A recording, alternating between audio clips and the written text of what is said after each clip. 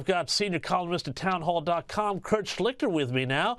Kurt, thanks for joining me on the U.S. Report. I want to start out with some of this incredible news overnight that the Secret Service is suspending 6 agents for failures related to last year's assassination attempt in Butler. They range from 10 to 42 days, which doesn't sound like a lot, but you were a former Army infantry colonel. What do you make of this, and particularly what we know and what we saw on the day, some, shall we say, not great discipline amongst some of the agents on that detail? Well, that's a kind way of saying gross incompetence. They allowed a unskilled, gawky teenager to get within 200 meters of the president with a rifle and a scope on an exposed rooftop. This is there's stunning and staggering, and then there's this kind of mind-boggling incompetence. And the fact that it's taken a year to slap the risks of these hacks it's absolutely incomprehensible to me. I don't understand it. I don't understand why they didn't essentially burn the Secret Service to the ground and start over. It was that bad. They almost blew the head off of our president. They murdered an American citizen. They shot 2 more through their incompetence. I don't. What the heck? I don't get it. I don't get why it has taken that. See, this is the problem with our society. The lack of accountability, a failure that is so great that the word failure fails to fully appreciate the magnitude of the screw up occurs. And a year later, some guys get some paid time off or unpaid time off. If you want an organization that functions, you need accountability. Dramatic, harsh, but predictable. There's a real mess. Yeah, no, it is absolutely shocking on that. I mean, and also just the fact that we don't know really much at all about the shooter in this case still. Does that strike you as strange that after all of this time, almost a year now, that so little is revealed about this, as you say, gawky teenager who just suddenly decided one day that he was going to go out and take a shot at the president and knew where the president was going to be? I don't understand it. We have a lot of failed organizations in the United States, a lot of failed institutions. And I can't explain the lack of curiosity about it. Now, we have good people in charge now. Kash Patel, Dan Bongino are good folks who definitely want to get to the truth. But, this is unacceptable, and yet it's being accepted. Yeah. I don't get it. Well, just on, that question of accountability, though, there has been a bit of good news, I think. Maybe you tell me on the accountability front this week, because ex-CIA and ex-FBI directors John Brennan and James Comey are now under investigation, apparently, allegedly for giving false statements in relation to 2016 and the whole Trump-Russia collusion report, which has been completely discredited even by the CIA. Here's a little bit of John Brennan on MSNBC. I testified in front of many, many congressional committees in the House and the Senate over the years, and I continue to explain exactly what we did during this process, why we tried to make sure we stayed true to our intelligence responsibilities, and that we were not going to do anything at all to try to interfere in that election. I am clueless about what it is exactly that they may be investigating me for. Kurt, when he says not do anything to interfere with that election, I kind of feel like the vision should stop and we should hear the narrator say, actually, they interfered in the election. What do you make of that defense? If John Brennan came to me and told me that the sun was going to rise in the east, I would lean out my window to confirm it. I believe that are we going to allow perjury or not? I mean, are we going to have rules or not? Because if we have rules that are only applied to some people, that's not having rules, that's having tyranny. If these guys lied, and I despise both of them, but, we're not here to railroad people. We're here to punish wrongdoers.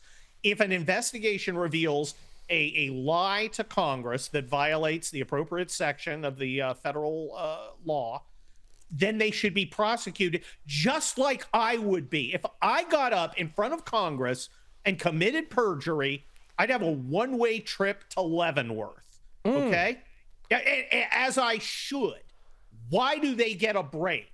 Because they're bigwigs, because they're important? The standard needs to be higher for people with responsibility, not lower, not a free pass. It's extremely frustrating. It's going to take some time to get my country out of this mindset of a lack of accountability, the same kind of lack of accountability we talked about with regard to the Secret Service. I love your talk there about accountability, because it really does feel like for all those years of the Biden years and the Obama years, there was just this sort of free-floating kind of ethic where you could do whatever you want if you were on the right team. And I feel like a bit of that crept into the dialogue this week when there were these claims that there was going to be some sort of amnesty. Trump was going to do an amnesty for, farm workers and hotel workers. And it was just sort of basically, again, this sort of thing where, we'll just go back to the old ways where there's no accountability and you don't have to follow the rules and all of that. That got slapped down pretty quickly.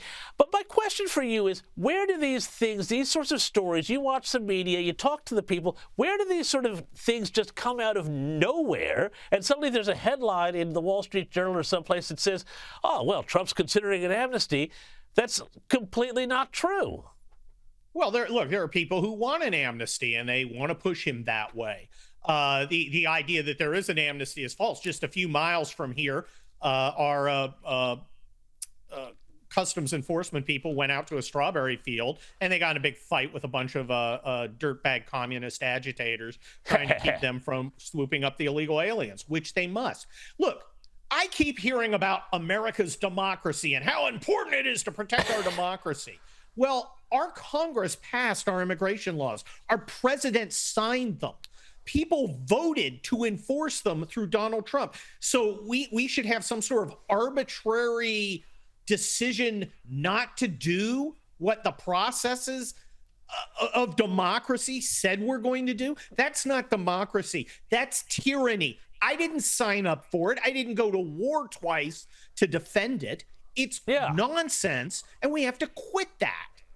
Well, and, just on the migration thing, and you're absolutely right there. My thing I always say is when you see someone put the word "our" before democracy, watch out, because you know what's coming next. But just it ain't my democracy. Yeah, it ain't my democracy.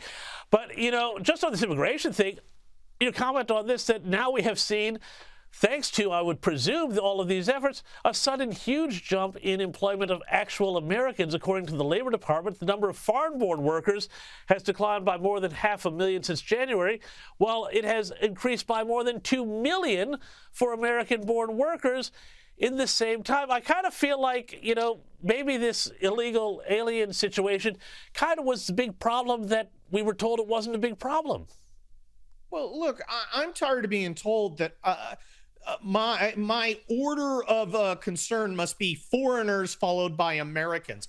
I'm an American, and I think in America, Americans should take priority. That doesn't mean I don't like foreigners. I married an immigrant. I spent years away from my family overseas physically protecting immigrants, or not immigrants, but foreigners, where I could have been killed. So I don't have to qualify myself for these commie hacks, all right?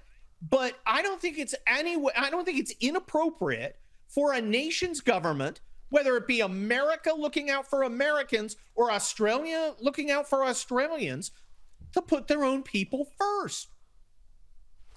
Kurt Schlichter, we're going to have to leave it there. Thank you so much for your time and your clear speaking.